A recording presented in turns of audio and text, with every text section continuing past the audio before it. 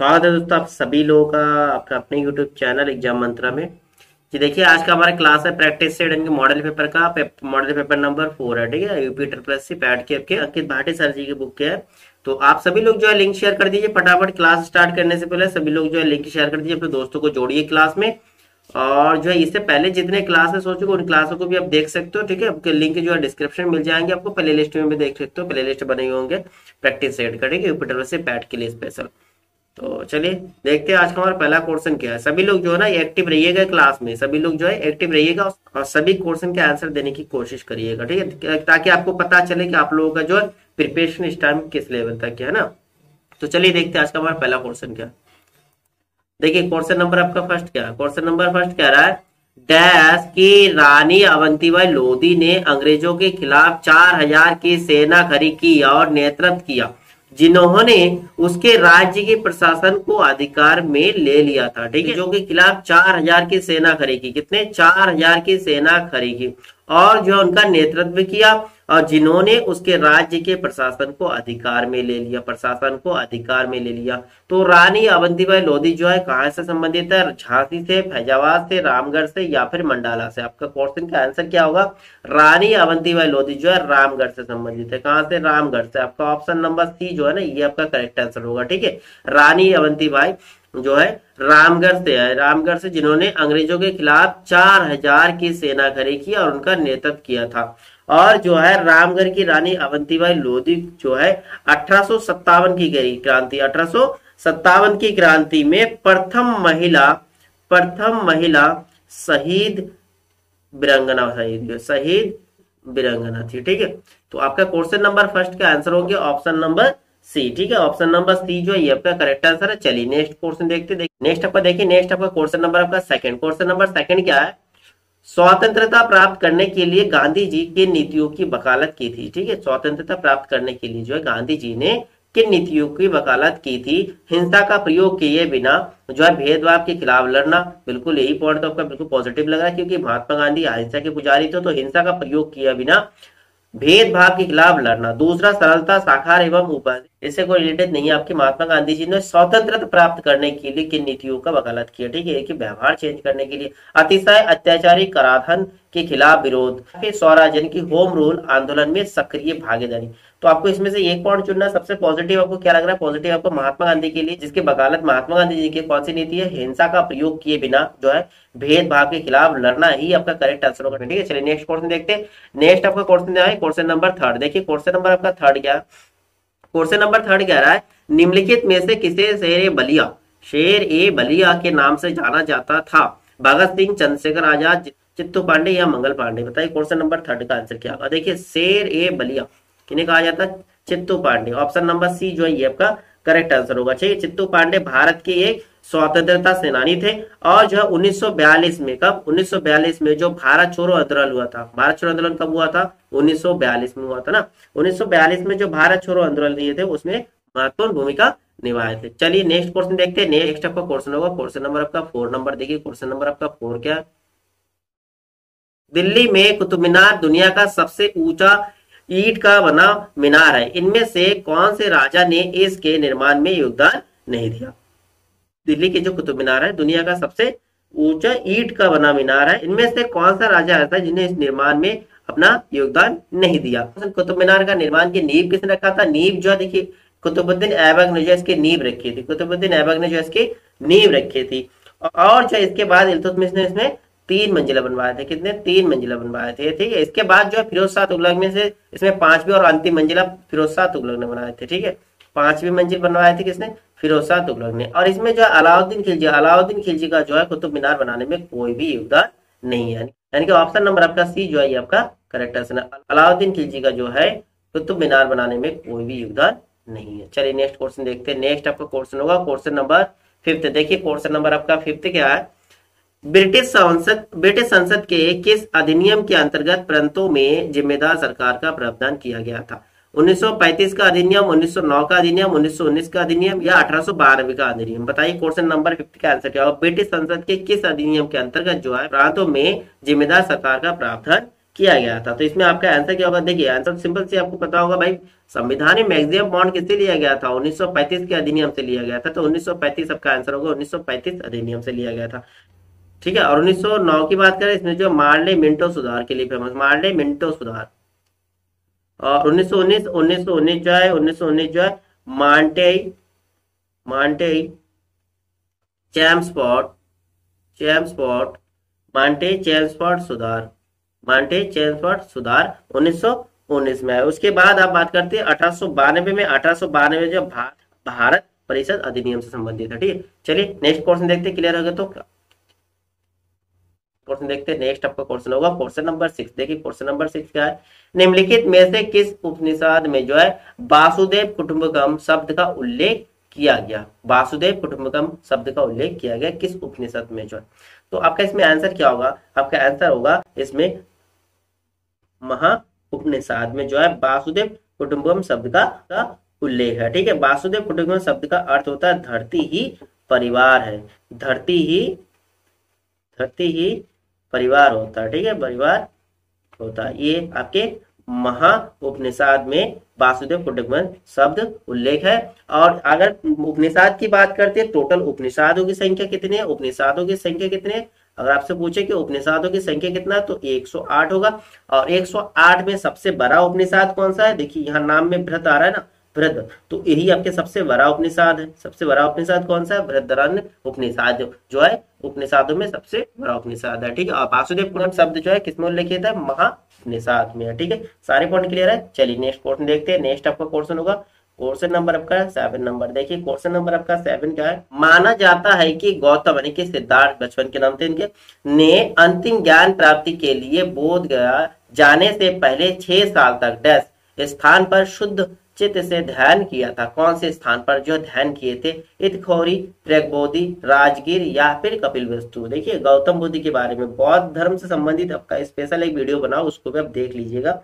देखिए गौतम बुद्ध जी का जन्म की बात करते, गौतम बुद्ध जी के जन्म जो है 563 ईसा पूर्व में वैशाख पूर्णिमा में कब हुआ था, वैशाख पूर्णिमा में हुआ था। कहाँ हुआ था आपसे पूछे तो आपका आंसर क्या होगा, कहाँ हुआ था, कपिलवस्तु में। कपिलवस्तु कहाँ हुआ था, कपिलवस्तु में हुआ था। कपिलवस्तु के कहाँ पे अगर पूछे, कपिलवस्तु के लुम्बिनी नामक गांव में हुआ था। कहाँ पर, लुम्बिनी नामक गांव में हुआ था, लुम्बिनी गांव में हुआ था। ठीक है ना। और आपका क्वेश्चन जो है, बोधगया जाने से पहले जो है गौतम बुद्ध ने 6 साल तक किस स्थान पर शुद्ध चित्त से ध्यान किए, तो आपका आंसर होगा प्रयागबोध। ठीक है, प्रयागबोध आपका आंसर होगा। ऑप्शन नंबर बी जो है ये आपका करेक्ट आंसर होगा। ठीक है, गौतम बुद्ध ने जो है 14 साल तक राजगीर और नालंदा में भी बिताए थे। ठीक है, क्लियर है। चलिए नेक्स्ट क्वेश्चन देखते हैं। नेक्स्ट आपका क्वेश्चन होगा क्वेश्चन नंबर आपका 8। देखिए क्वेश्चन नंबर 8 क्या, ये भी काफी इंपॉर्टेंट क्वेश्चन बनता है। चीनी यात्री सिंह जो है 3 वर्ष ठहर कर संस्कृत सीखा था। कहाँ पर सीखा था, चीनी यात्री सिंह डैश में 3 वर्ष ठहरकर जो है संस्कृत सीखा था। ताम्रलिपि, नालंदा, पाटलिपुत्र या बोधगया, कौन सी जगह में, तो आपका इसमें आंसर होगा ताम्रलिपि। क्या होगा, ताम्रलिपि। ऑप्शन नंबर फर्स्ट जो है यही आपका करेक्ट आंसर होगा। चीनी यात्री सिंह ने जो है ताम्रलिपि में जो है 3 वर्ष ठहरकर संस्कृत सीखा। ठीक है, और यहाँ पर और एक क्वेश्चन मतलब इस सिंह जो है कहाँ के यात्री थे, चीनी यात्री थे। ये क्वेश्चन में आपको दिख रहा है चीनी यात्री, इस सिंह कहाँ से संबंधित है, चीनी यात्री थे। ठीक है, और ये जो है श्रीलंका से होता हुआ ताम्रलिपि पहुंचा था। इन्होंने वहां पर 3 वर्ष तक ठहरकर संस्कृत विषय पर अध्ययन किया था, संस्कृत विषय पर अध्ययन किया था। देखिए आपका क्वेश्चन नंबर 9। क्वेश्चन नंबर 9 क्या, भारत में वंदे मातरम नामक पत्रिका की संस्थापना किसने की थी। ठीक है, वंदे मातरम। देखिए वंदे मातरम जो है आपको पता होगा, वंदे मातरम जो हमारा राष्ट्रीय गीत किसने लिखा था, बंकिम चंद्र। किसने लिखा था, बंकिम चंद्र।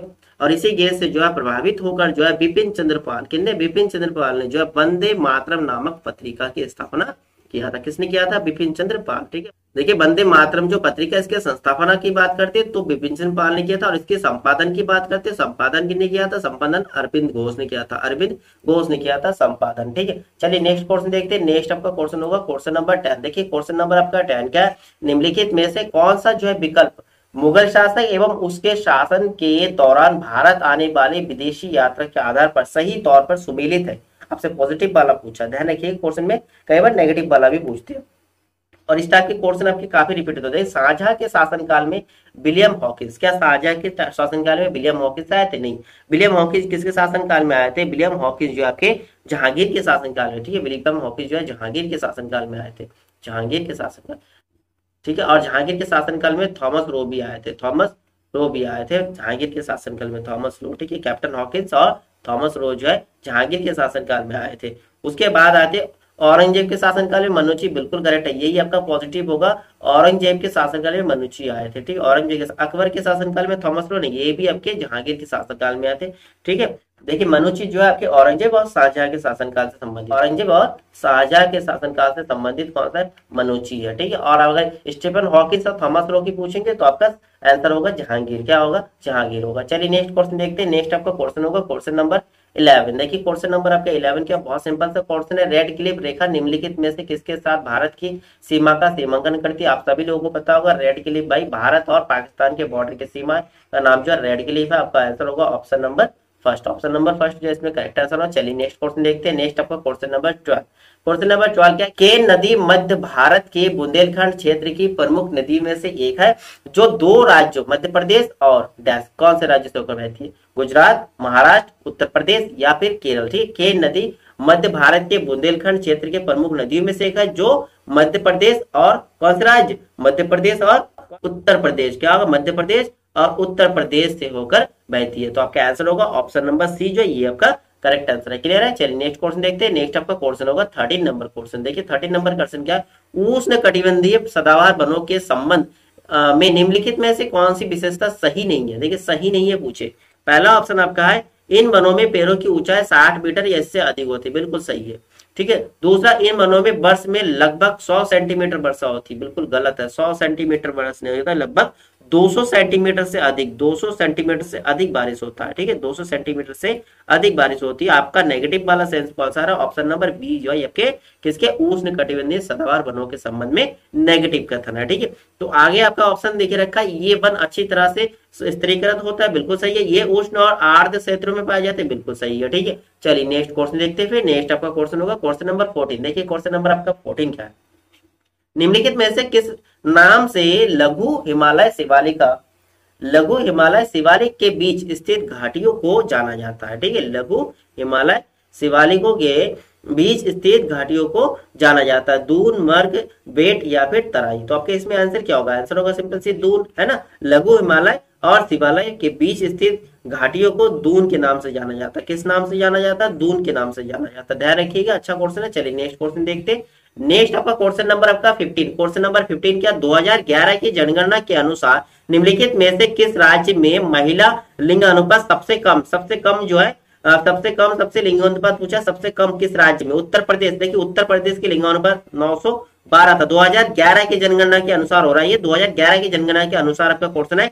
सिक्किम की पूछती है तो सिक्किम की दोस्तों, सिक्किम की आपके 890 थी, 890। और पंजाब की पूछे, पंजाब की जो 895। हरियाणा का जो है, हरियाणा का 879, 879 जो है। तो आपसे इसमें सबसे कम की बात करते हो, सबसे कम आपको कौन सा दिखाई दे रहा है, डी, हरियाणा की सबसे कम है ना, हरियाणा की 879 है और इसके बाद सिक्किम की 890 है, ठीक है। चलिए नेक्स्ट क्वेश्चन देखते हैं। नेक्स्ट आपका क्वेश्चन नंबर आपका 16। क्वेश्चन नंबर 16 क्या है, रिजर्व बैंक के नोट निगमन विभाग के पास हर समय कम से कम कितने मूल्य का स्वर्ण कोष होना चाहिए, कितने जो है स्वर्ण कोष रहना चाहिए। रिजर्व बैंक के नोट निगमन के विभाग के पास हर समय कम से कम कितने मूल्य का स्वर्ण कोष में रहना चाहिए, 85 करोड़ रुपए रहना चाहिए या 185 करोड़ का स्वर्ण कोष या फिर 200 करोड़ या उपयुक्त में से कौन है। तो आपका इसमें आंसर क्या होगा, क्वेश्चन नंबर 16 का आंसर होगा ऑप्शन नंबर 20, 115 करोड़। कितना होना चाहिए, 115 करोड़ जो है स्वर्ण कोष में रहना चाहिए, ठीक है ना। चलिए नेक्स्ट क्वेश्चन किसके लिए, जो है नोट निगमन के लिए। चलिए नेक्स्ट क्वेश्चन देखते हैं। नेक्स्ट आपका क्वेश्चन नंबर होगा क्वेश्चन नंबर 17। निम्नलिखित में से कौन जो है भारत में सहकारी कृषि के विचार का समर्थक नहीं थे, जवाहरलाल नेहरू, लाल बहादुर शास्त्री, चौधरी चरण सिंह या अबुल कलाम आजाद। देखिए सहकारी कृषि के विचार के समर्थक नहीं थे, तो इसमें आपका आंसर होगा चौधरी चरण सिंह, ठीक है। ऑप्शन नंबर सी जो है ये आपका करेक्ट आंसर होगा, ठीक है। चलिए नेक्स्ट क्वेश्चन देखते हैं। नेक्स्ट आपका क्वेश्चन होगा क्वेश्चन नंबर 18। देखिए क्वेश्चन नंबर 18 क्या, निम्नलिखित में से क्या भारत में नीली क्रांति से संबंधित है? कौन सा पॉइंट जो है नीली क्रांति से संबंधित है? बागवानी, पुष्प कृषि या मत्स्य पालन या रेशम उत्पादन? बताइए जरा क्वेश्चन नंबर आपके 18 का आंसर क्या होगा? बहुत अच्छा क्वेश्चन है, बताइए क्या होगा। नीली क्रांति दोस्तों किससे संबंधित है? नीली क्रांति जो आपके मछली उत्पादन से संबंधित यानी कि मत्स्य पालन होगा। ऑप्शन नंबर सी ना, यही आपका correct answer, option number C. नीली क्रांति जो मत्स्य पालन यानी कि मछली पालन से संबंधित है। ठीक है, एक क्वेश्चन आता है श्वेत क्रांति किससे संबंधित है? श्वेत क्रांति जो है देखिए, श्वेत क्रांति अभी फेमस है, श्वेत क्रांति काफी आता है। श्वेत क्रांति जो आपके डेयरी उद्योग से, ठीक है, डेयरी से संबंधित है। डेयरी या दूध से संबंधित जो भी उत्पादन होता है उससे संबंधित है। ठीक है, और इसी प्रकार काली क्रांति जो है, काली क्रांति किससे संबंधित है? काली क्रांति जो पेट्रोलियम से संबंधित है। किससे संबंधित है? पेट्रोलियम से संबंधित काली क्रांति होगा। ठीक है, काली क्रांति किससे संबंधित है? पेट्रोलियम से संबंधित है। अगर गोल्डन फाइबर क्रांति की बात करते हैं, किसकी बात करते हैं? गोल्डन फाइबर, गोल्डन, आप इसे नाम से ही समझ सकते हो, गोल्डन फाइबर क्रांति किससे संबंधित होगा भाई? फाइबर क्रांति जो है किससे संबंधित? फाइबर की बात किया तो गोल्डन फाइबर क्रांति आपके जूट उत्पादन से संबंधित है। किससे? जूट उत्पादन से संबंधित है, जूट उत्पादन से संबंधित है। सबके कितना पॉइंट क्लियर हो गया? सारे पॉइंट आपके इंपॉर्टेंट नोट कर लीजिएगा हो सके तो, या फिर स्क्रीनशॉट रख लीजिएगा। चलिए नेक्स्ट क्वेश्चन देखिए। नेक्स्ट क्वेश्चन आपका क्वेश्चन नंबर 19। भारत में 8 कोर सेक्टर में किसे शामिल नहीं किया गया? 8 जो कोर सेक्टर है इनमें से किसे जो है शामिल नहीं किया गया? कोयला, उर्वरक, विद्युत या रासायन? देखिए आपके जो है 8 कोर सेक्टर है। कितने? 8 कोर सेक्टर है भारत में। पहला आपके होता है रिफाइनरी। किसका होता है? रिफाइनरी। पहला आपके हो गया रिफाइनरी उत्पादन। दूसरा आपके है बिजली उत्पादन। दूसरा आपके है बिजली उत्पादन। तीसरा आपके स्टील उत्पादन। क्या? स्टील उत्पादन। उसके बाद आपके होता है कोयला उत्पादन। कौन सा होता है? कोयला उत्पादन। फिर होता है कच्चा तेल, कच्चा तेल उत्पादन। ध्यान रखिएगा, कच्चा तेल उत्पादन आपके 5 हो गया। छठा आपके प्राकृतिक गैस, प्राकृतिक गैस, प्राकृतिक गैस। छठा कौन सा हो गया? प्राकृतिक गैस। उसके बाद आपके 7वां होगा सीमेंट। 7वां है सीमेंट उद्योग से संबंधित, सीमेंट। और लास्ट आपका उर्वरक से है। किससे संबंधित है? उर्वरक से।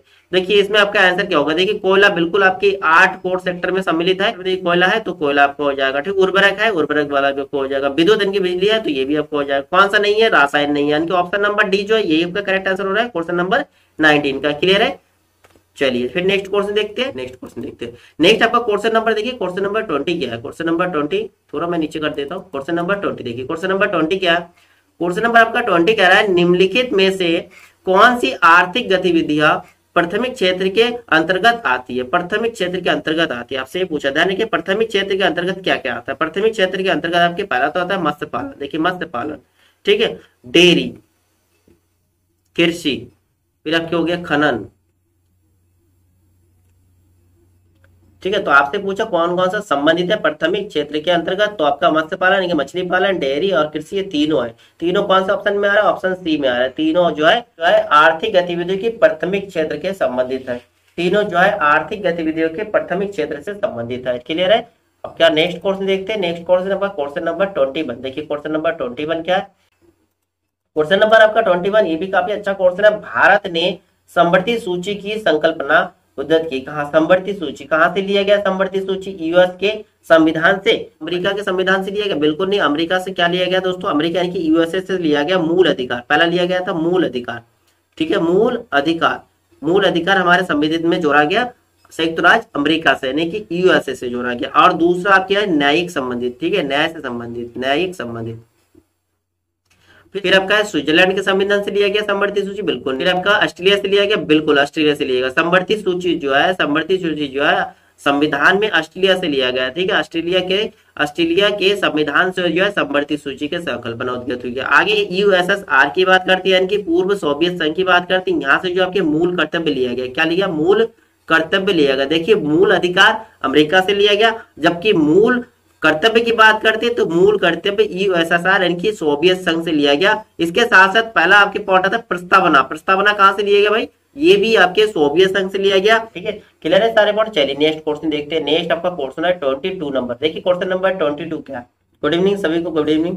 देखिए आप सभी लोग जो है ना लिंक शेयर कर दीजिए, जितने भी लोग जुड़े हो ना आप लोग सभी लोग लिंक शेयर करिए, दोस्तों को जोड़िए, ठीक है ना। और मेन पॉइंट है आप एक्टिव रहिए क्लास में और सभी क्वेश्चन के आंसर देने की कोशिश करिए। चलिए नेक्स्ट क्वेश्चन देखते हैं। नेक्स्ट आपका क्वेश्चन 22 नंबर आपका क्या है? भारतीय संसद बनती है, भारतीय संसद किससे बनती है? केवल लोकसभा से, लोकसभा और प्रधानमंत्री से, लोकसभा राज्यसभा और प्रधानमंत्री से, लोकसभा राज्यसभा और राष्ट्रपति से। बताइए क्वेश्चन नंबर। देखिए ये दोनों तो कट गया, बाकी इन दोनों में कंफ्यूजन आपका, तो इन दोनों से बताइए। क्वेश्चन नंबर 22 देखिए भारतीय संविधान की जो अनुच्छेद अनुच्छेद 79 की बात करते हैं ना, 79 के अनुसार जो है राष्ट्रपति, राज्यसभा और लोकसभा को जो है संसद में सम्मिलित किया जाता है। कौन कौन सा? आपका लोकसभा, राज्यसभा और राष्ट्रपति। ठीक है, ऑप्शन सी नहीं होगा, ऑप्शन सी नहीं होगा, ऑप्शन डी होगा, ध्यान रखिएगा, ऑप्शन डी होगा।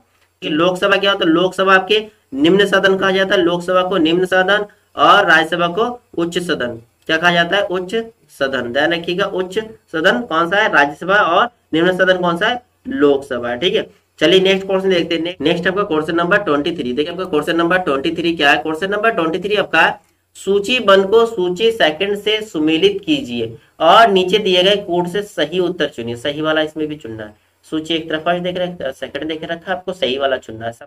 देखिए पहला आपके संवैधानिक संशोधन। संवैधानिक संशोधन कौन से अनुच्छेद संबंधित है? संवैधानिक संशोधन की बात करते, संवैधानिक संशोधन जो है अनुच्छेद 368 से संबंधित। 368 यानी कि चौथा नंबर, यानी कि ए का हो गया 4।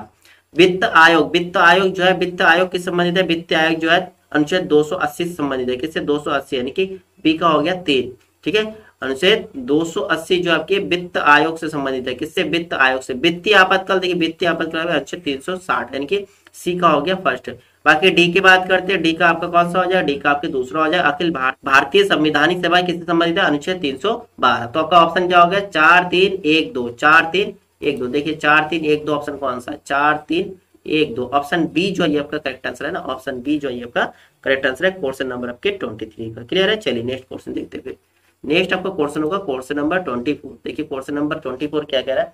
भारत के नियंत्रक एवं महालेखा परीक्षक के संबंध में निम्नलिखित में से कौन सा सही नहीं है? ये भी देखिए नेगेटिव पूछा आपका, कौन सा संबंधित नहीं है आपसे पूछा। ठीक है, अनुच्छेद 148 के अंतर्गत, किससे? 148, अनुच्छेद 148 के अंतर्गत जो है, 148 के अंतर्गत जो है भारत का एक नियंत्रक एवं महालेखा परीक्षक होगा, जिसे क्या कहते हैं भाई? क्या कहते हैं ना। और इनकी नियुक्ति की बात करते हैं, नियुक्ति कौन करता है? राष्ट्रपति करता है। कौन करता है? राष्ट्रपति करता है। कौन करता है? राष्ट्रपति करते हैं। इनके कार्यकाल की बात करते हैं, कार्यकाल कितने वर्ष का होता है? कार्यकाल जो आपके 6 वर्ष के होते हैं। कितने वर्ष के? 6 वर्ष के होते हैं। और अधिकतम इनकी आयु कितना हो सकता है? 65 वर्ष हो सकता है। कितने हो सकता है? 65 वर्ष हो सकता है। ठीक है, अब बात करते हैं इनके ये त्यागपत्र किसको दे सकते हैं? त्यागपत्र जो है, त्यागपत्र की बात करते हैं तो भी राष्ट्रपति को दे सकते हैं त्यागपत्र। ठीक है, कभी भी त्यागपत्र जो है किसको दे सकते हैं? राष्ट्रपति को दे सकते हैं। और इनकी वेतन की बात करके, इनके वेतन जो है सर्वोच्च न्यायालय के न्यायाधीश के समान होता है। ठीक है, इनके वेतन किसके बराबर होता है? सर्वोच्च न्यायालय के न्यायाधीश के बराबर जो है इनके वेतन हो सकता है। तो चलिए आपका क्वेश्चन देखते हैं, क्या आपका नेगेटिव वाला ढूंढना है ना, जो कैग से संबंधित नहीं है। इनकी नियुक्ति राष्ट्रपति करता है, बिल्कुल सही है। और इनकी वेतन सर्वोच्च न्यायालय के न्यायमूर्ति के बराबर होता है, ये भी करेक्ट है। फिर कह रहे हैं आपके सेवानिवृत्त के पश्चात वह अन्य सरकारी सेवा के अयोग्य हो जाते। ठीक है, सेवानिवृत्ति के पश्चात वह अन्य सेवा के लिए अयोग्य हो जाते। बिल्कुल ये पॉइंट भी सही है, ध्यान रखिएगा। भारत के जो नियंत्रक एवं महालेखा होता है, ये सेवानिवृत्त के पश्चात अन्य सरकारी सेवा के लिए अयोग्य हो जाते हैं। नेक्स्ट आपका, उनको राष्ट्रपति द्वारा पदच्युत कर सकते, बिल्कुल नहीं, ये नेगेटिव वाला आपको है। देखिए इन्हें तभी हटाया जाए जब जिस आधार पर जो सर्वोच्च न्यायालय को हटाया जाता है, उसी आधार पर नियंत्रण एवं महालेखा यानी कि त्याग को भी हटाया जा सकता है। ठीक है, लेकिन राष्ट्रपति पदच्युत नहीं कर सकते। ठीक है, आपका ये नेगेटिव वाला है ना, नेगेटिव वाला ये कर सकते हैं, ये नहीं हो सकता। ठीक है, चलिए नेक्स्ट क्वेश्चन देखते हैं। नेक्स्ट आपका क्वेश्चन है क्वेश्चन नंबर 25। देखिए क्वेश्चन नंबर आपका 25 क्या है? क्वेश्चन नंबर 25 देखिए, क्वेश्चन नंबर आपका 25 क्या? केंद्रीय सतर्कता आयोग निम्नलिखित में से किस एक समिति की सिफारिश पर गठित किया गया? ठीक है, केंद्रीय सतर्कता आयोग निम्नलिखित में से किस एक समिति की सिफारिश पर जो गठित किया गया? संथानम समिति, दिनेश गोस्वामी समिति, तारकुंडे समिति या नरसिम्हम समिति? बताइए क्वेश्चन नंबर आपका 25 का आंसर क्या होगा? क्वेश्चन नंबर 25 देखिए, केंद्रीय सतर्कता आयोग जो है संथानम समिति द्वारा, संथानम समिति की सिफारिश पर जो गठित किया गया। ऑप्शन नंबर फर्स्ट जो है ये आपका करेक्ट आंसर होगा। और संथानम समिति की गठन की बात करते हैं, इनकी गठन जो 1962 में हुआ था और इन्हीं के सिफारिश पर केंद्रीय सतर्कता आयोग की स्थापना हुआ। और इसकी स्थापना कब हुआ? और इसकी स्थापना जो है 1964 में हुआ। कब हुआ? 1964। अगर समिति की बात करते, समिति की गठित कब हुआ? समिति गठन 1962 में हुआ। और केंद्रीय सतर्कता आयोग की गठन कब हुआ? तो ये जो आपका आंसर होगा 1964 में। कब हुआ? 1964 में हुआ। क्लियर है? चलिए नेक्स्ट क्वेश्चन देखते हैं। नेक्स्ट आपका क्वेश्चन होगा क्वेश्चन नंबर 26। देखिए आपका साइंस के क्वेश्चन, धारा का ऐसा ही मात्रक क्या होता है? धारा यानी कि करंट का ऐसा ही मात्रक क्या होता है? एम्पियर होता है। ऑप्शन नंबर डी जो है आपका करेक्ट आंसर होगा क्वेश्चन नंबर 22। ओम किसका होता है? ओम प्रतिरोध यानी कि रेजिस्टेंस का होता है। ठीक, फैराडे किसके होते हैं? फैराडे किसके मात्रक है? फैराडे की बात करते हैं, फैराडे आपके धारिता की कैपेसिटी का होता है। ठीक है, धारिता। और बोल्ट भाई, बोल्ट आपकी विभवांतर यानी कि विभवांतर यानी कि आपको क्या बोलते हैं, वोल्टेज की हो गया, ठीक है, विभवांतर की होगा। चलिए नेक्स्ट क्वेश्चन देखते हैं। नेक्स्ट आपका क्वेश्चन नंबर 27 होगा। क्वेश्चन नंबर 27 देखते हैं। क्वेश्चन नंबर 27 आपका देखिए, आपका क्वेश्चन नंबर 27 क्या है, जब बल विस्थापन डैश होता है तो बल द्वारा किए गए कार्य को ऋणात्मक माना जाता है। देखिए, कार्य ऋणात्मक कब होता है, कार्य बराबर क्या होता है, कार्य बराबर आपके होता है बल गुना विस्थापन, बल गुना विस्थापन। जब विपरीत दिशा में विस्थापन होगा तो ये कार्य का मान क्या होगा, ऋणात्मक आएगा। जैसे पहला ऑप्शन देख रखा है, बल की दिशा के लंबवत होता है, तो वही ऋणात्मक नहीं आएगा। संवेग की दिशा से बल की दिशा सही है, बल की विपरीत दिशा, विपरीत दिशा में जब होता है तभी कार्य जो है ऋणात्मक होगा। ऑप्शन नंबर डी जो है ये आपका करेक्ट आंसर होगा। चलिए नेक्स्ट क्वेश्चन देखते हैं। नेक्स्ट आपका क्वेश्चन नंबर 28। क्वेश्चन नंबर 28 क्या, बिना भुजे हुए चूने का रासायनिक नाम क्या है, ठीक है, बिना भुजे हुए चूने के शुष्क चूना के लिए पूछा आपके, शुष्क चूना का रासायनिक नाम क्या होता है, कैल्शियम ऑक्साइड होता है ना, CaO। अब भुजे हुए का CaOH का वोल्टेज होता है। देखिए, कैल्शियम कार्बोनेट नहीं, कैल्शियम कार्बोनेट CaCO3 होता है, CaCO3 यानी कि आपका ये मार्बल का हो गया या चौक का। कैल्शियम हाइड्रोक्साइड CaOH वोल्टेज ये आपके हो गया भुजे हुए चूने का, ठीक है, जो भुजे हुए चूने का हो गया।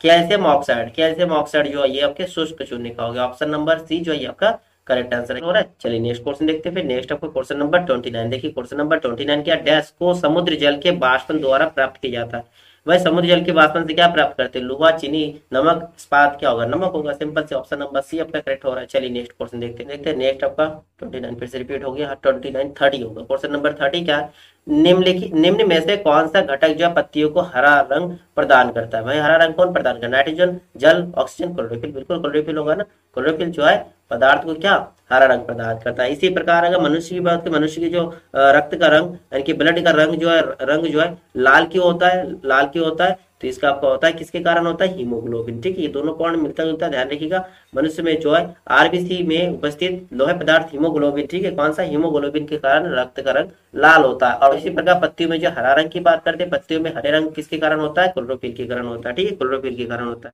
ठीक है। क्लोरोफिल को जो है हरित लवक या फिर पर्णहरिम भी कहा जाता है, पर्णहरिम कहा जाता है, ध्यान रखिएगा, हरित लवक या पर्णहरिम के नाम से भी जाना जाता है। चलिए नेक्स्ट क्वेश्चन देखते हैं। नेक्स्ट आपका क्वेश्चन होगा क्वेश्चन नंबर 31। देखिए क्वेश्चन नंबर 31 ये आपके न्यूमेरिकल क्वेश्चन आ गया। न्यूमेरिकल क्वेश्चन क्या है, चलिए थोड़ा इसको स्पेस दे देते, थोड़ा इसमें जगह होना चाहिए। चलिए, दो अंकों की ऐसे कितनी संख्या है जो 7 पर समाप्त होती है तथा 3 से विभाज्य होती है।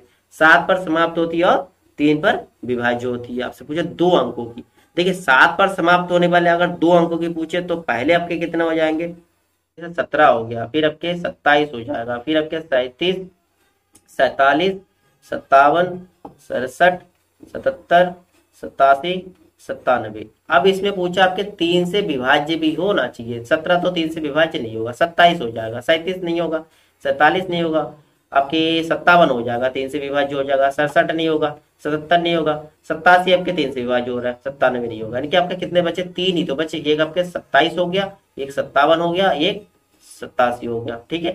27, 57 और 87 यानी कि आपके कितने हुए, 3 ऐसे संख्या, इसके इकाई अंक 7 और वो पूरा 3 से विभाजित संख्या है। चलिए नेक्स्ट क्वेश्चन देखते हैं। नेक्स्ट आपका क्वेश्चन देखिए, नेक्स्ट आपका क्वेश्चन 32। देखिए 629 इंटू 629 इंटू 629 प्लस में 371 371 371, नीचे आपका 629 2 बार मल्टीप्लाई माइनस 629 और 371, फिर इधर आपके प्लस में 371 371। इस टाइप के क्वेश्चन लास्ट क्लास में भी हमने कराया था। भाई यहाँ आपके आराम से एक फार्मूला बन रहा है। ये दो ही नंबर आप देख रहे हो, एक 629 एक 371, सभी जगह देखो ये दो ही नंबर है। इन नंबरों को हम लेट्स कर सकते हैं। इसको अगर हम ए लेट्स कर ले, यहाँ पर ए लेट्स कर ले, इसको हम बी लेट्स कर ले, बी मान लेते हैं, ठीक है। यहाँ पर आपके ए मान ली हमने, ए मान ली, ये आपके ए हो जाएगा, ये आपके बी हो जाएगा, ये बी, ये बी। तो यहाँ पर आप गुना करेंगे ए को, अगर अब यहाँ पर देखिए ए कितने बार है, 3 बार है, तो आपके हो जाएगा ए क्यूब, और नीचे के प्लस है ना, और यहाँ पर आपके प्लस है तो आपके हो जाएगा बी, और बी आपके बी क्यूब हो जाएगा। मल्टीप्लाई करेंगे तो आपका यही होगा, यहाँ पर ए और ए स्क्वायर हो जाएगा, यहाँ पर आपके ए बी, इधर लास्ट में बी और बी का बी स्क्वायर हो गया। अब देखिए ऊपर एक फार्मूला बन रहा है, ए क्यूब प्लस बी क्यूब का फार्मूला आपके क्या होता है, ए प्लस बी, फिर आपके होता है a square minus a b और प्लस में बी स्क्वायर, और नीचे आपका यही पॉइंट देख रखा, देखिए a square minus a b plus में बी स्क्वायर सिमिलर आपको दिखाई दे रहा है, इनकी ये वाला पोर्शन आपके कट जाएगा, तो आपका रह गया केवल ए प्लस बी। ए प्लस बी, ए का वैल्यू हमने 629 माना और बी का वैल्यू 371, इसको आप ऐड करेंगे, देखिए 1000 आ जाएगा। आंसर आपका कितना आ रहा है, 1000 आ रहा है। ऑप्शन नंबर जो फर्स्ट ना, यही आपका करेक्ट आंसर होना चाहिए ना। नेक्स्ट क्वेश्चन देखते हैं, नेक्स्ट 32 रिपीट हो गए, 33 में आएंगे। 33 नंबर क्वेश्चन देखिए। 33 नंबर क्वेश्चन क्या है, यदि a equals to 1.9 and b equals to 2.1 हो तो a square plus 2ab plus b square. देखिए a square plus 2ab plus b square, ये एक फॉर्मूला बन रहा है किसका, a plus b whole square का फॉर्मूला बन रहा है। अब a की वैल्यू देखिए रखा है 1.9 b और b की वैल्यू 2.1, बस सिंपल से यहाँ वैल्यू पुट कर दीजिए, a की जगह पे 1.9 और b की जगह पे 2.1, इसका होल स्क्वायर है ना। अब इसको ऐड कर लीजिए, 9 1 10 2 1 3 और 4 हो जाएगा, ठीक है, 4 का स्क्वायर हो जाएगा, यानी आपका 16 आंसर हो रहा है। क्या आंसर आ रहा है, 16 आंसर होगा। 33 का आपका आंसर क्या होगा, 33 का आपका आंसर होगा ऑप्शन नंबर ए जो है आपका करेक्ट आंसर है। चलिए नेक्स्ट क्वेश्चन देखते हैं, क्लियर हो गया तो नेक्स्ट क्वेश्चन आपका हो जाएगा क्वेश्चन नंबर 34। देखिए क्वेश्चन नंबर 34 क्या है, ये भी अच्छा क्वेश्चन है, बहुत अच्छा क्वेश्चन है। 0.6 और 0.6% के बीच क्या अंतर है। पहले तो आपके 0.6 और दूसरा देख रखा है 0.6%। अब परसेंटेज को हम किस में चेंज कर सकते हैं, परसेंटेज को अगर चेंज करना हमें फ्रैक्शन में या भिन्न में, तो हम परसेंटेज को हम डिवाइड में 100 लिखते हैं ना, परसेंटेज हट जाएगा, अगले लाइन में ये परसेंटेज वाला हटा के नीचे 100 लिखेंगे, 2 जीरो काटेंगे, फिर यहाँ 2 डिजिट आपकी क्या होगा, आगे बढ़ जाएंगे ना या डेसिमल। हाँ दशमलव आपके यहाँ पर कितने 0.6 है तो 0.006 होगा भाई, 2 डिजिट और आगे बढ़ जाएगा, डेसिमल जहां पर है यहाँ से आगे बढ़ेगा। अब इन दोनों का अंतर निकालना है आपको, अंतर निकालना सिंपल से 0.6 ऊपर लिखेंगे, डेसिमल के छेद में डेसिमल 0.006, ये आपका माइनस करना, यहाँ पर आप 0 लिख सकते हो। यहाँ पे हो जाएगा 4, इधर के 9 और इधर 5, 594 अब कैंसर होगा, 594 0.594, तो आपका आंसर ऑप्शन नंबर बी जो है ये आपका करेक्ट आंसर है। बहुत सिंपल सा क्वेश्चन है, लेकिन थोड़ा डेसिमल जिनको कैलकुलेशन आता है आराम से सॉल्व कर सकते हो।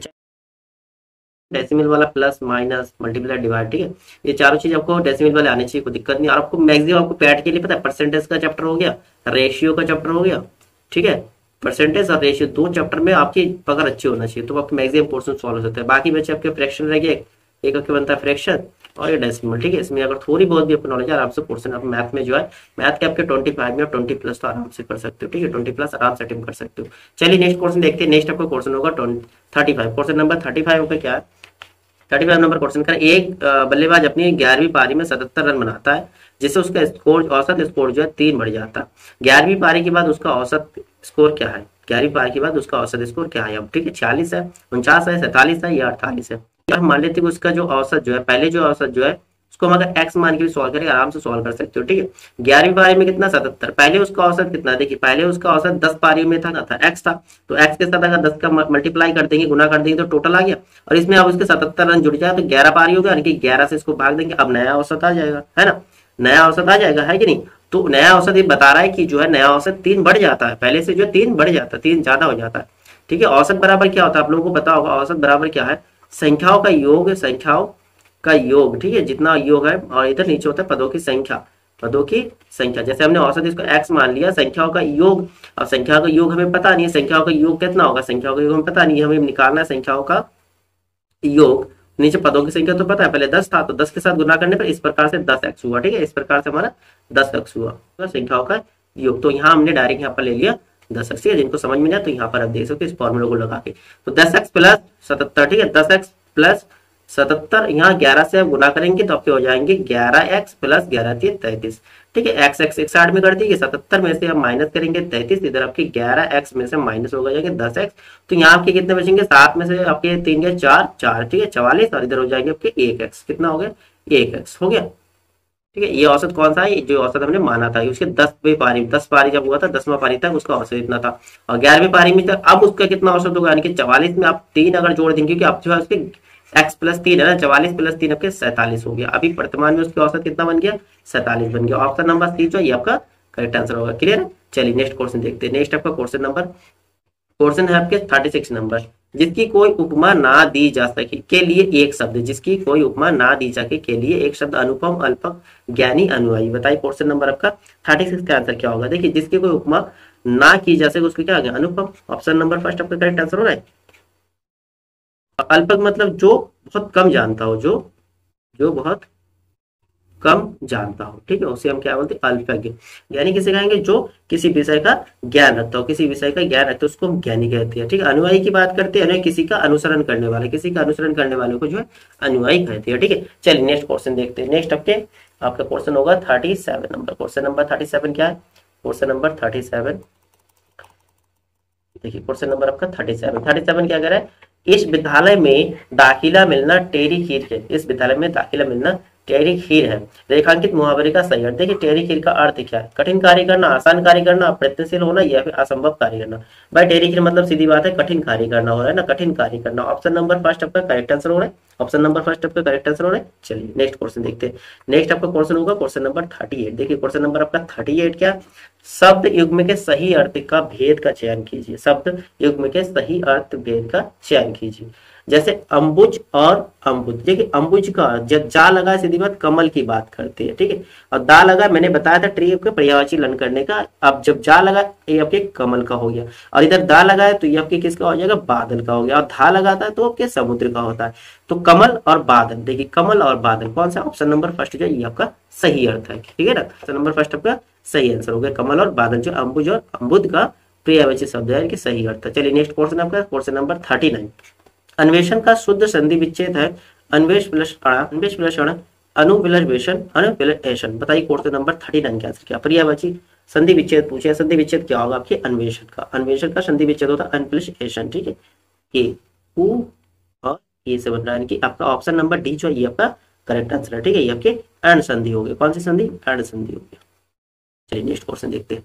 नेक्स्ट आपका क्वेश्चन नंबर 40। क्वेश्चन नंबर 40 क्या, देखिए रिजु का विलोम सीधा सरल त्रिकोण यवक। रिजु का मतलब भाई कितना, रिजु का मतलब होता है सरल, सरल का भाई सरल रेखा है, रिजु रेखा मतलब सरल रेखा, ठीक है, इसका क्या होगा, वक्र होगा, ऑप्शन नंबर डी पे करेक्ट हो रहा है, वक्र, वक्र रेखा, ठीक है, सरल रेखा का वक्र रेखा। चलिए नेक्स्ट क्वेश्चन देखते हैं। नेक्स्ट आपके इंग्लिश का मैंने पैरा नहीं लिया, देखो पैरा आपके कोई भी आ सकता है, इसमें आपके मैंने ये वन वर्ड सब्स्टिट्यूशन ले ली। देखिए वन वर्ड सब्स्टिट्यूशन क्या करें, a person above 100 years in age, एक पर्सन जो 100 ईयर्स हो गए, इसके क्या बोलेंगे, सेंचुरियन बोलते हैं ना, तो ऑप्शन नंबर फर्स्ट आपका, ठीक है, ऑप्शन नंबर फर्स्ट आपके करेक्ट आंसर हो गया। नेक्स्ट क्वेश्चन देखते हैं। नेक्स्ट आपका question 44 number, select the synonyms of transient. Transient का सिनोनिम्स क्या हो गया, आपसे ये पूछा, आपका सिनोनिम्स क्या होगा, देखिए ट्रांसिएंट मींस होता है, मतलब होता है टेम्पररी, क्या होता है, टेम्पररी होता है,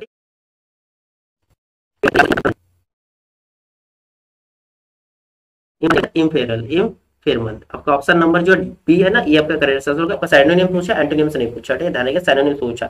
नेक्स्ट क्वेश्चन आपका क्वेश्चन नंबर 45। क्वेश्चन नंबर 45 क्या, सेलेक्ट द एंटोनिम्स। अब आपसे पूछा एंटोनिम्स, ठीक है, क्वेश्चंस का एंटोनिम्स क्या होता है, क्वेश्चंस मींस क्या हो जाएगा, being careful about what you से, ठीक है, यानी कि आपका पहला ऑप्शन अनरीजनेबल या फिर केयरफुल, केयरफुल या फिर आपके इलॉजिकल या फिर रेकलेस। रेकलेस मींस क्या होता है, सिंपल से रेकलेस मींस आपका क्या होता है, शोइंग लैक ऑफ केयर, ठीक, केयरलेस तो नहीं होगा। आपका ऑप्शन नंबर डी जो ये आपका करेक्ट आंसर होगा, ऑप्शन नंबर डी आपका ये आपका करेक्ट आंसर है, ठीक है। नेक्स्ट आपका क्वेश्चन आपका रीजनिंग का क्वेश्चन है। देखिए एक तस्वीर में एक व्यक्ति की ओर इशारा करते हुए विजय ने कहा, उसकी बहन की माता मेरे पिता की पुत्री की बहन है। अब इस स्टेटमेंट को देखना, ठीक है, एक महिला की ओर इशारा करती हुई विजय ने कहा, किसको, महिला की इशारा करती है, जो महिला है इसकी ओर इशारा करती हुए बताया कि इसकी बहन, उसकी बहन, इसकी बहन जो है, इसकी बहन की माता, इसकी बहन की माता ही होगी, इसकी बहन की माता मेरे पिता की पुत्री की बहन है, मेरे पिता की पुत्री, मेरे पिता की पुत्री की बहन है,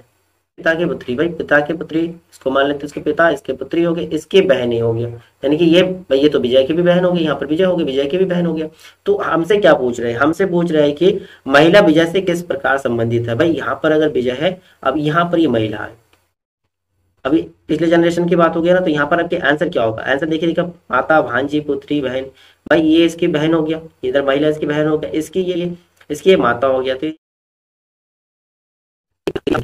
माँ हो जाएगी, और इसकी माँ हो गया तो माँ की भाई ये इसकी क्या हो जाएगी, माँ की ये इसकी मौसी लगेंगे, रिश्ते में क्या लगेंगे, मौसी लगेंगे, और इसकी मौसी के भाई, इसको क्या विजय जो इसके भाई हो गया, तो इसके क्या लगेंगे, मामा लगेंगे, रिश्ते में क्या लगेंगे, मामा लगेंगे, तो रिश्ते में क्या हो गया, फिर भांजी हो जाएंगे। ऑप्शन नंबर बी जो है आपका करेक्ट आंसर होगा, ठीक है। ब्लड रिलेशन संबंधित पोर्शन जो है ना इसका अलग से क्लास बना हुआ, देख लीजिएगा। नेक्स्ट क्वेश्चन देखते हैं। नेक्स्ट आपका क्वेश्चन नंबर 47 नंबर, उस विकल्प का चयन करें जो तीसरे पद से उसी प्रकार संबंधित है जैसे दूसरा पद पहले से संबंधित है, ठीक है। DOCILE इसका देखेगा CDEILO, इसी प्रकार लेबर का बताना, DOCILE और इसको देख रखा CDEIL। ठीक, इसको लेबर वाला आपसे पूछा कि लेबर का क्या होगा। देखिए इसको क्रम ना कोई स्पेशल क्रम नहीं देख रखा, ये जो ये अल्फाबेट का क्रम है ना, वर्ण वाला क्रम जो आपके ABCD का क्रम है, उसी क्रम में आपको रीअरेंज करना है। देखिए यहाँ पर आपके DOC, यहाँ पर आपके C पहले, C के बाद D के बाद E, फिर ILO। तो लेबर जो देख रखा है इसमें सबसे पहला लेटर आपका कौन सा आ रहा है, A आएगा, उसके बाद कौन सा B, उसके बाद कौन सा L, ABL देखिए, ABL देखिए 3 निकाले, इसमें ABL इसमें भी नहीं है, इसमें भी नहीं है, इसमें भी नहीं है, यही वाला आंसर आपका हो जाएगा। यानी कि सिंपल सी ABL, उसके बाद इस लेटर OUR में से कौन सा आएगा, O आएगा, फिर R के बाद U आएगा, है ना। तो आपका आंसर कौन सा आ रहा है, आंसर जो ऑप्शन नंबर C जो ये का करेक्ट आंसर है। वर्णमाला का क्रम देख रखा है, कौन सा क्रम देख रखा है, वर्णमाला के क्रम, ठीक, अल्फाबेट का।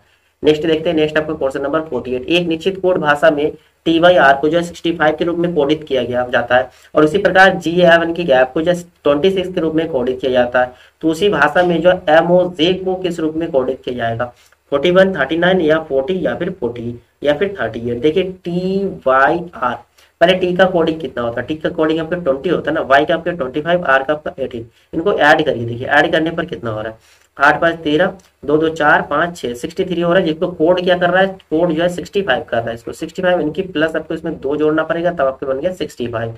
अब नेक्स्ट वाला देखते हैं, नेक्स्ट आपका GAP को जो है 26 लिखा जा रहा है, GAP। देखिए जी का आपके 7 हो गया, ए का आपका 1 हो गया, पी का आपके 16 हो गया। ऐड कर दीजिएगा 16 और एक 17, 17 और 7 आपके कितना हो जाएगा, 24 हो गया। कितना हो गया, 24। इसमें आप 2 जोड़ेंगे तो आपका हो जाएगा 26। यही कह रहे हैं ना, GAP को 26 लिख रहा है, यानी कि इसके कोडिंग डिजिट को हमने ऐड किया और प्लस में 2 और एक्स्ट्रा ऐड कर देंगे। तो MOJ, तो M का होता है आपका 13, U का होता है 15 और J का होता है 10। 10 और 15 आपके हो गया 25, 25 और 13 आपके कितना हो जाएगा, 25 और 13 38। 38 में आप जो ऐड करेंगे, 38 में आपको 2 जोड़ना है, तो आपके हो जाएंगे 40, यानी कि 40 आपका आंसर होगा। देखिए ऑप्शन नंबर सी है, ऑप्शन नंबर सी जो आपके 40 देखे रखा है, ये आपका करेक्ट आंसर होगा। चलिए नेक्स्ट क्वेश्चन देखते हैं।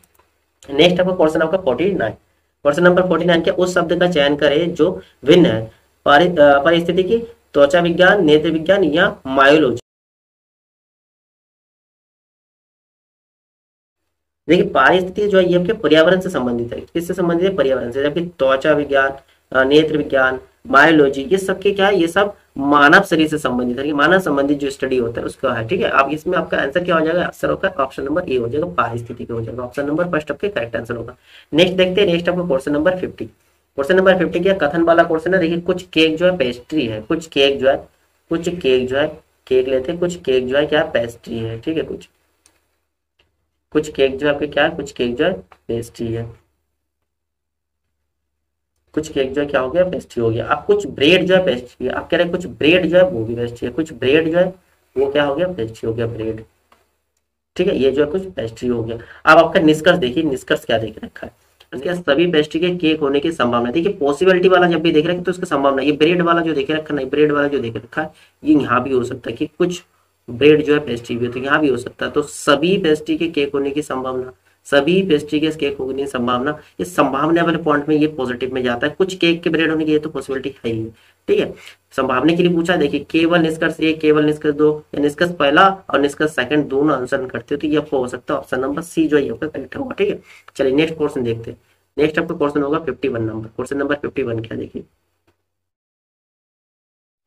17 अगस्त 2023 को जो है भारत के राष्ट्रपति द्रौपदी मुर्मू ने जो है कोलकाता में प्रोजेक्ट 17A के तहत निर्मित कौन सा जहाज जो है लॉन्च किया, बिंदगिरी, हेमगिरी, नीलगिरी या इनमें से कोई नहीं से, ठीक है। कौन सा जो है जहाज लॉन्च किया 17 अगस्त 2023 को जो है राष्ट्रपति द्रौपदी मुर्मू ने कोलकाता में, ठीक है। तो आपका आंसर क्या होगा, आंसर होगा आपका ऑप्शन नंबर ए, विंध्यगिरी, ठीक है। ऑप्शन नंबर ए जो आपका करेक्ट आंसर होगा, विंध्यगिरी, ठीक है। कौन सा जहाज लॉन्च किया, विंध्यगिरी लॉन्च किया। चलिए नेक्स्ट क्वेश्चन देखते हैं। नेक्स्ट आपका question number 52 number. Question number 52 आपका क्या है, हाल ही में किस संस्था ने स्थानीय प्रकाशकों की सहायता के लिए भारतीय भाषा कार्यक्रम, कौन सा कार्यक्रम, भारतीय भाषा कार्यक्रम का शुभारंभ किया, व्हाट्सएप, गूगल, फ्लिपकार्ट या अमेजन, ठीक है।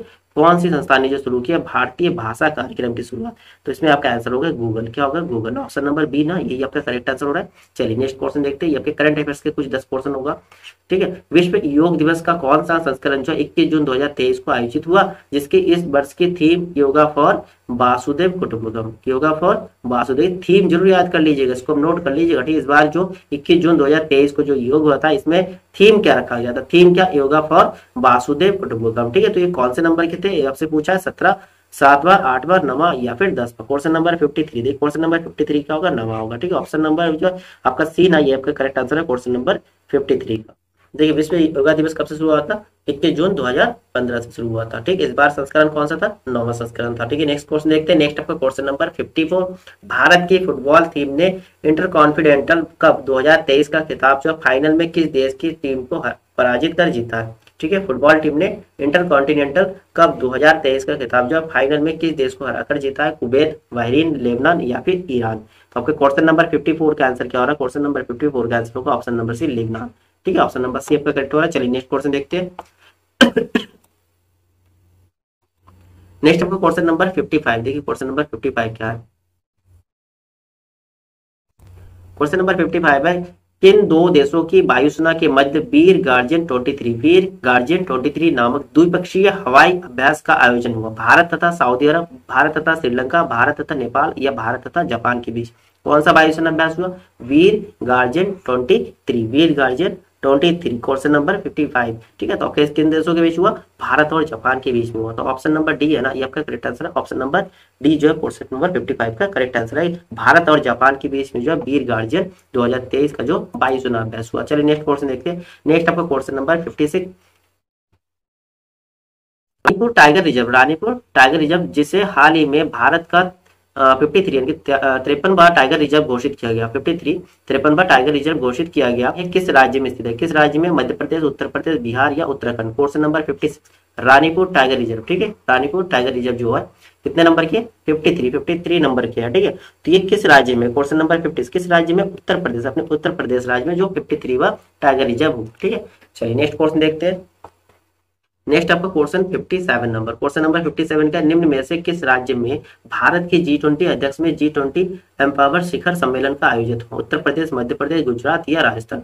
ठीक है, भारत में किस राज्य में जो भारत की G20 अध्यक्षता में G20 एम्पावर शिखर, कौन सी सम्मेलन हुआ, एम्पावर शिखर सम्मेलन। ठीक है, और G20 शिखर सम्मेलन से जितने इंपॉर्टेंट क्वेश्चन बनता है, सारे क्वेश्चन का अलग से वीडियो बना हुआ है, सारे क्वेश्चन का अलग से वीडियो बना, उस वीडियो को जरूर देख लीजिएगा। ठीक है, देखिए क्वेश्चन नंबर 57 का आंसर क्या होगा, G20 एम्पावर शिखर सम्मेलन कहाँ आयोजित हुआ था, तो आपका आंसर होगा इसमें ऑप्शन नंबर सी, गुजरात में। कहाँ पर हुआ, गुजरात में हुआ। ऑप्शन नंबर सी आपका करेक्ट आंसर होगा। चलिए नेक्स्ट क्वेश्चन देखते हैं। नेक्स्ट आपका क्वेश्चन होगा क्वेश्चन नंबर 58। देखिए क्वेश्चन नंबर 58 के, हाल ही में मुस्क बुद्धजी चावल तथा राजौरी चिकर लकड़ी शिल्प को भौगोलिक संकेतक यानी जीआई टैग प्रदान किया गया। इसका संबंध जो है किस राज्य या केंद्र शासित राज्य से है। ठीक है, मुस्क बुद्धू चावल और राजौरी चिकरी लकड़ी। ठीक है, ये इसके जीआई टैग किस राज्य से संबंधित है, किस राज्य से संबंधित है। अब बताइए क्वेश्चन नंबर 58 का आंसर क्या हो रहा है। देखिए ये जो है जम्मू कश्मीर से संबंधित है। ठीक है, जम्मू कश्मीर राज्य को जो है जीआई टैग प्रदान किया गया, किसके लिए, मुस्क बुद्धजी चावल और राजौरी चिकरी लकड़ी के लिए। क्वेश्चन नंबर 58 का आंसर हो गया option number first, Jammu Kashmir. ठीक है,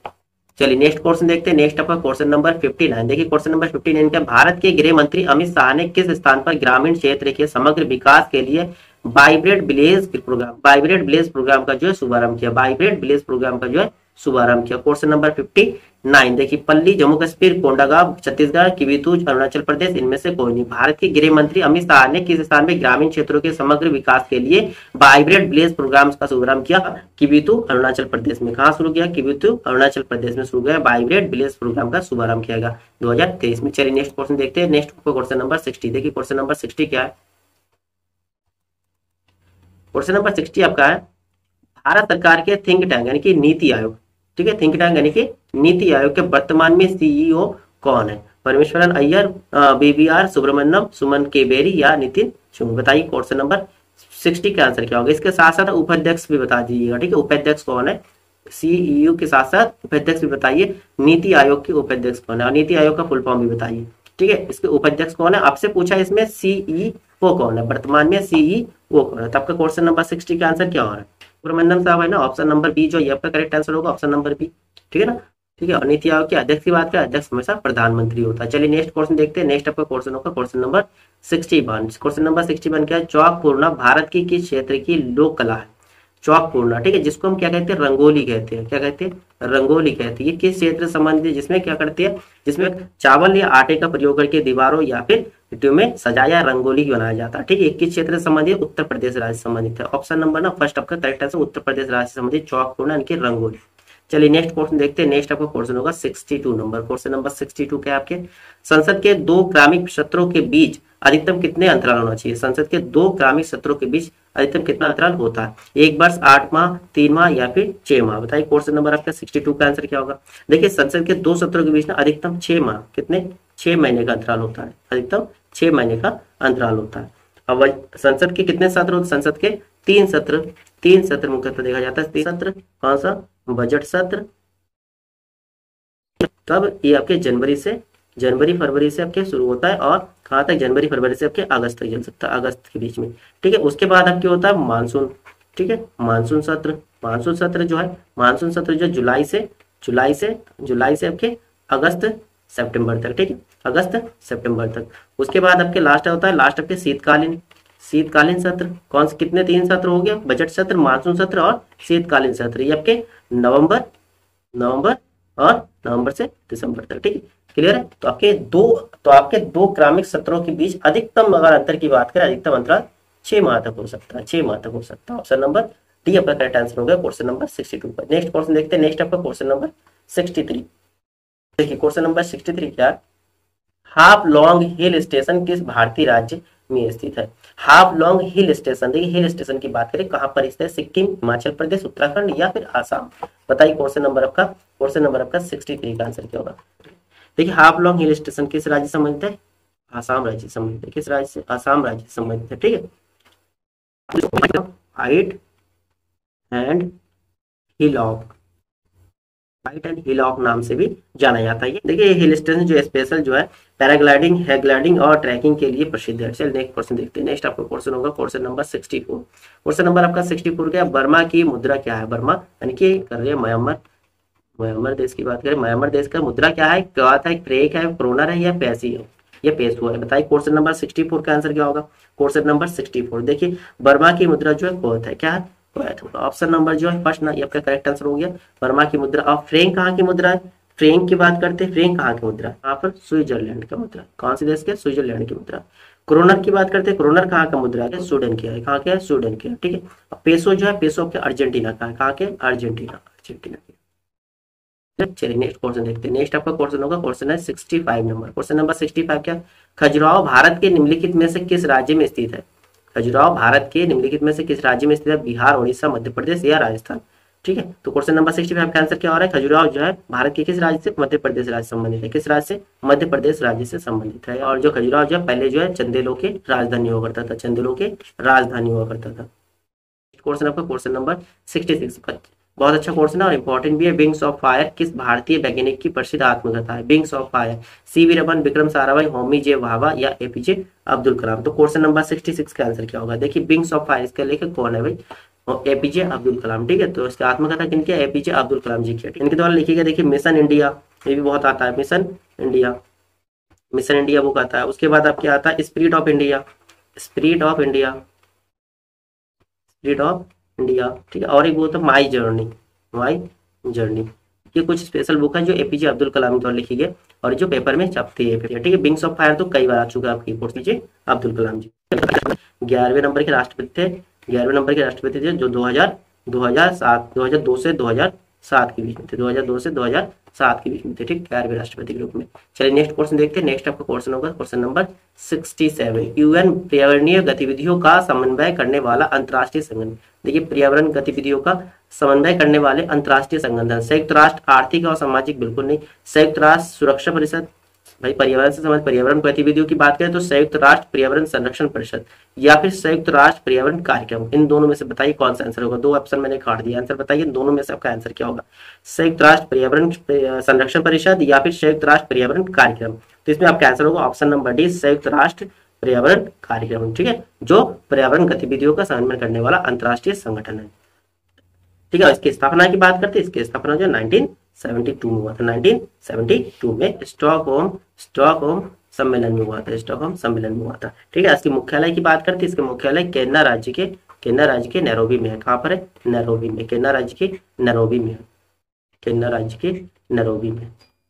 चलिए नेक्स्ट क्वेश्चन देखते हैं। फिर नेक्स्ट आपका क्वेश्चन होगा क्वेश्चन नंबर 68। क्वेश्चन नंबर 68 क्या, राष्ट्रीय मतदाता दिवस मनाया जाता है 15 जनवरी, 25 जनवरी, 15 फरवरी या फिर आपके 25 फरवरी। देखिए राष्ट्रीय मतदाता दिवस, मतदाता दिवस, राष्ट्रीय मतदाता दिवस प्रत्येक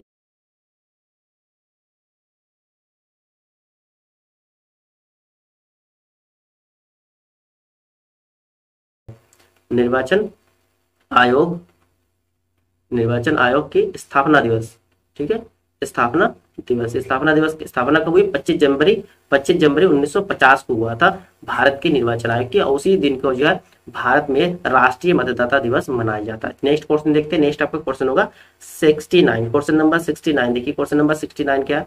किस देश को उगते सूरज की भूमि के रूप में जाना जाता है? बहुत सिंपल से क्वेश्चन है। कौन सा देश? जापान देश को जो है उगते सूरज की भूमि के रूप में जाना जाता है। नेक्स्ट क्वेश्चन देखते हैं। नेक्स्ट आपका क्वेश्चन होगा 70, क्वेश्चन नंबर 70 क्या है?